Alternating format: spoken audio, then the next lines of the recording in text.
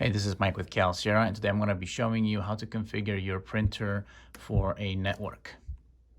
So first, what we're going to do is we're going to plug in the network cable to enable the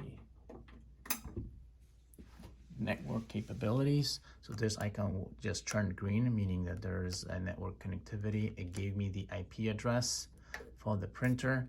Now, sometimes if you're just gonna have all zeros, depending on your network administrator and setup of how your network is providing IP addresses, you will go to Home, go to Network, and then make sure that your active print server is wired. If you see none over here and this icon is red, that means your port is not active yet, or you don't have an assigned IP to that port.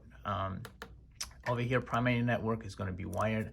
Unless you have a wireless card that you have, you can change it to wireless. And then it will give you the wired or wireless IP address if it's assigned to you. If you have all the zeros, this is where you will change. Same thing with the subnet mask and the gateway. Wired IP protocol, this is where you would change how your network assigns IPs. If it's a static IP, this is going to be a permanent right over here. You can do all, which means that the network will decide for the printer how it's going to get its IP. If it's a MAC address, if it's static, if it's a DHCP,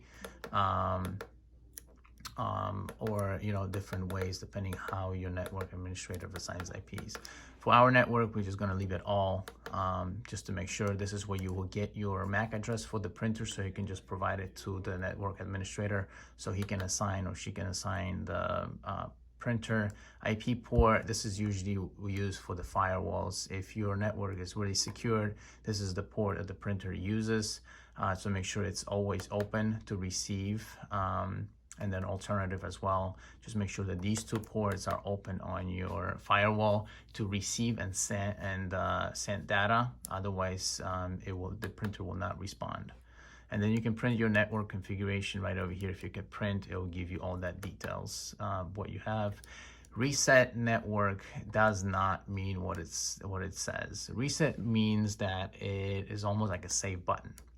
So let's say that we have an IP address that we need to change from here. So you will just hit next, and the Octane will pretty much changes from place to place. So if we change the IP address to 148 or 147, and you go to next screen, subnet mask, everything is set up the way you need it to set up. You will go then to this screen and hit reset. What reset does, it doesn't resets the network stuff back to zeros. It will actually save what you set up in the printer. So if you hit reset, I waited a little bit too long to do that. If you wait too long, it will just kick you back out to the main screen. So make sure that you do it. So if you hit reset, the network light should blink. If you make any changes, it should blink red and then back to green. That means confirming that your network changes have been saved.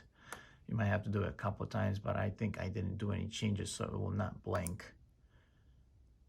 But this is where you would save your changes. Once you save your changes, go ahead and turn off the printer, turn it back on, and then go back to the menu, again, the network menu, and verify that your IP addresses that you've set up are saved. And again, make sure that if it's a static IP, you set up the permanent over here before actually assigning the IP address. So anytime you change your IP address, your subnet mask, your gateway, or the IP protocol, what you want to do is every single time you change one option, make sure you reset, recycle. That's the easiest way to save your network settings. You may want to do it all at one time, but I found that it will not always save everything. So once you change the IP, come back over here, reset, turn it off, turn it back on, go to subnet mask, set up what it is, reset, turn it off, turn it on. Your gateway, same thing, reset, turn it off, turn it off. And that way you made sure that it's saved. And again, just to confirm that you have your network is saved, you can either come back to the screen over here, or if you want, you can print the configuration information and it'll come out through the labels. And that's gonna be it.